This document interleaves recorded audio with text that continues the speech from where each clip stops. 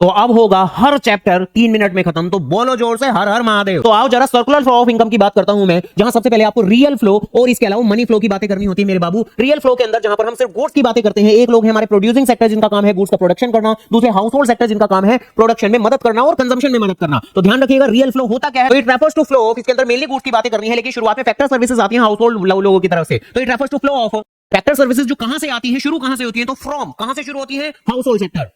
और टू कहां पर खत्म होती है, तो ये आती है finally producing sector, that means farm sector. And correspondingly यहां से गुड्स एंड सर्विसेज बनकर वापस से हाउस होल्ड लोगों के पास में आ जाते हैं कंजम्पशन के लिए। तो corresponding flow of what, goods and services. और गुड्स एंड सर्विसेज का कहां से शुरू होता है, producing sector, that means farm sector से शुरू होता है। और कहां पर खत्म हो जाता है मेरे बाबू, तो हाउस होल्ड सेक्टर पर खत्म हो जाता है। तो to household sector.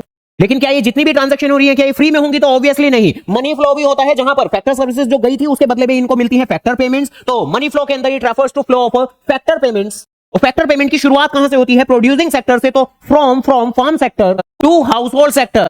And corresponding flow कहां से कहां तक होता है, किस चीज का होता है, तो ध्यान रखिएगा ये जो गुड्स एंड सर्विसेज आए थे प्रोड्यूसिंग सेक्टर ने दिए थे हाउस होल्ड को, तो ये फ्री में नहीं दिए होंगे, तो बदले में इन लोगों ने कंजम्पशन एक्सपेंडिचर किया था, जिसकी शुरुआत यहां से हुई होगी और एंड यहां पर हुआ होगा। तो corresponding flow of consumption expenditure. और कंजम्पशन एक्सपेंडिचर कहां से शुरू होता है, फ्रॉम की बात करें तो हाउस होल्ड सेक्टर से शुरू होता है, हाउस होल्ड सेक्टर। और कहां पर खत्म हो जाता है, फार्म सेक्टर पर। और जैसे ही आप ये दोनों कांसेप्ट रियल फ्लो और मनी फ्लो को मिक्स कर देते हैं, तो हमारा बनता है सर्कुलर फ्लो ऑफ इनकम, जिसके अंदर ये जो इनर कॉलम है इसको हम रिप्रेजेंट कर देंगे अपने रियल फ्लो से और आउटर वाले को रिप्रेजेंट करेंगे मनी फ्लो से। तो जहां पर इनर वाले को रिप्रेजेंट करना है हमें कहां से, रियल फ्लो से। तो सबसे पहले हमें दोनों के नाम लिखने पड़ेंगे। तो एक तरफ हाउस होल्ड सेक्टर, दूसरी तरफ फर्म सेक्टर। इनर कॉलम जो कि रियल फ्लो को डिपिक्ट कर रहा है, तो यहां पर सबसे पहले फैक्टर सर्विसेज प्रोवाइड की जाएंगी, बदले में ये बनाएंगे गुड्स एंड सर्विसेज, जिसको अल्टीमेटली इन्हीं के पास पहुंचा देंगे। इसके अंदर कोई मनी जैसी बातें नहीं है। जो आउटर वाला कॉलम है हमारी मनी फ्लो को रिप्रेजेंट करेगा, जहां फैक्टर सर्विसेज के बदले में फर्म ने फैक्टर पेमेंट की होंगी, तो क्या की होंगी, फैक्टर पेमेंट की होंगी। एंड कोरोस्पोंडिंगली ये जो गुड्स एंड सर्विसेज यहां से आए थे, तो ये फ्री में नहीं आए थे, बदले में पैसे का फ्लो इधर से इधर भी हुआ होगा। किस फॉर्म में हुआ होगा, कंजम्पशन एक्सपेंडिचर की फॉर्म में।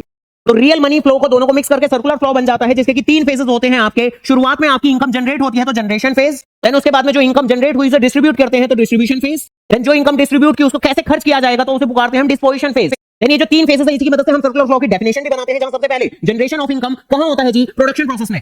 देन फाइनली इसका डिस्ट्रीब्यूशन हो जाता है, इनकम का डिस्ट्रीब्यूशन हो जाता है किनके बीच में, अमंग हाउस होल्ड्स। और फाइनली ये इनकम घूमकर आ जाती है, सर्कुलेशन हो जाता है कहां से कहां, तो वापस से इनकम घूम के आ जाती है कहां से, हाउस होल्ड से वापस से फार्म के पास में। तो from household to the farms, इस फॉर्म में पैसा घूम के आता है, तो in the form of consumption expenditure. इसके बाद में सबसे आखिरी topic stock and flow concept, जहां पर स्टॉक ऐसे वेरिएबल है, ऐसी चीजें हैं जिनको आप मेजर करते हैं एक पर्टिकुलर पॉइंट ऑफ टाइम पे, तो पर्टिकुलर पॉइंट ऑफ टाइम।